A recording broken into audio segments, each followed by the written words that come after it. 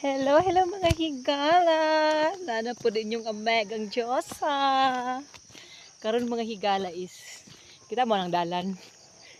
Nagbaktas ko karon. Padulong ko sa uma. Agay nagtaki-taki ang panin yung amegang Diyosa kay na disgrasya gahapon. So karon mga higala magchika-cheka usap ta. Kay wailingaw ang inyong omega nagbaktas. Karon nakadungog mo mga higala na ay nagpadulong na maligyag isda. So mao ni mong kinabuhi diri sa bukid mga higala. Niabot na ang akong suki. Awa, paminawan ninyo. Guwapang pirit. Mao na mga higala. Nagpadulong na akong suki. Unya na ako sang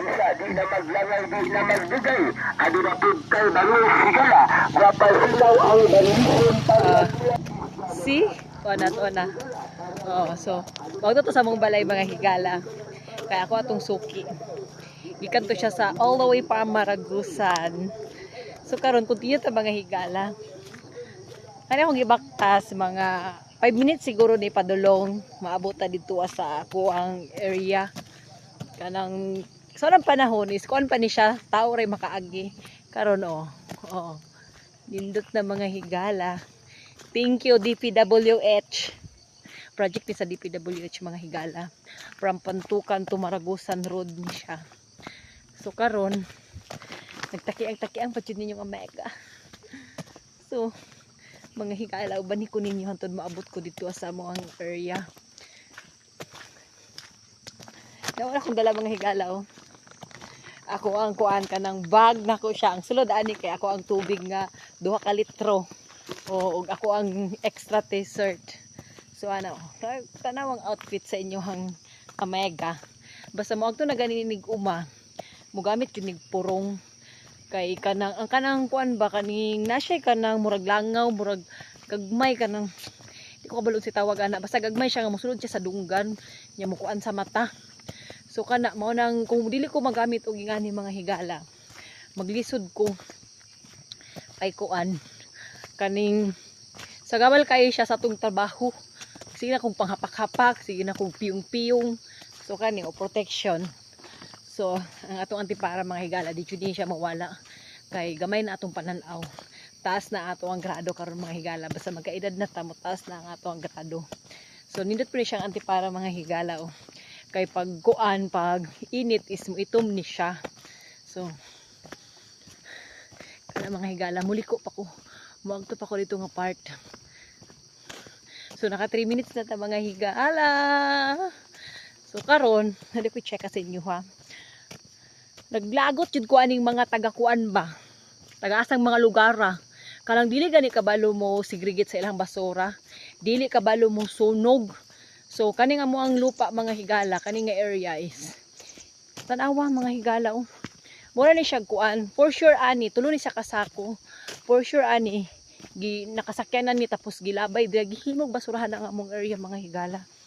Kita manggali nga magsunog man kita sa atong basura. Ang sila nga mga walay mga puangod mga higala. Tanawa. So, tuara oh. O kana mga higala tulo na siya kasako.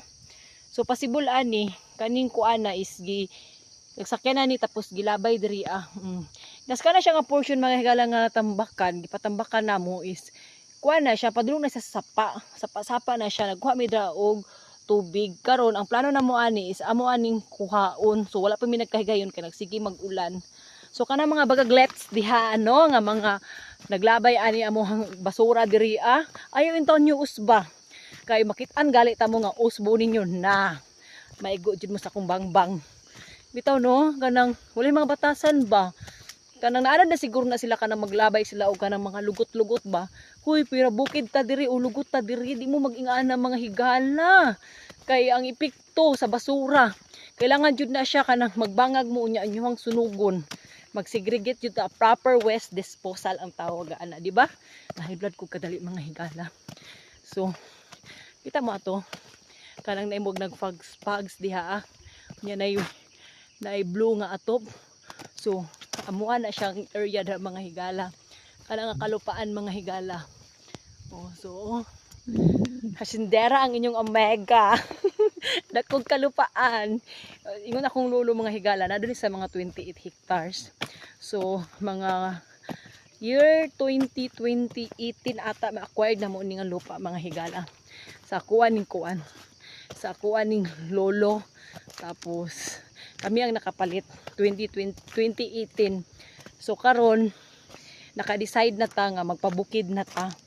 Dirian na ta magkuan, diri na ta mag for good. Kay padulong naman ta magkatigulang. So kuan nihinay tag tanom. Oh. So ani nga amo ang kuan mga higala. So nakahapit na ta 6 minutes mga higala. So mga higala, continue ta kay nakita ko kamaritis ang ako ang uyuan. Check sa akong kadali. So karon is duol-duol na ta sa akong area. Nasa 6 minutes na dahil 6 minutes ang baktas no. Abi na ko mga 3 minutes ra. So karon tanawa oh. Kani siya nga karsada mga higala is simintuhon na tani siya. Karon kay naundangan man sa katong kontraktor. So nabalik siya og kapangit. So tuwa akong gikuan. Mo to nga dalan akong gibaktas. So gikan na to akong gisugudan sa akong baktas mga higala. Padulong dito nga area katong kanagay na kahoy. Dito papaliko. So mo na among kalupaan mga higala. So karon na nataduol sa bungad sa amuang uma. Actually mga higala is year 2022 is gihimo na ko ni siya og inland resort. Karon kay nagtuo man ko mga higala nga kaya ra ang 500,000. Nakuyapan akong 1M mga higala. So wala na human. Klarong istorya wala na human ug ang inyong omega wala nay budget. So karon laban lang ta mga higala. Maningkamot lang ta para mahuman sa tamang panahon. So hangat siya mga higala. Gihangat na yung omega. So kana yung mga laman mansanitas is tinanom na ko na siya. 3 years old na siya nga kuan. Mo na kuan parkinganan sa mga motor. So karon is nanata diri sa Gildens Inland Resort. So diri ta moagi sa private road nga portion.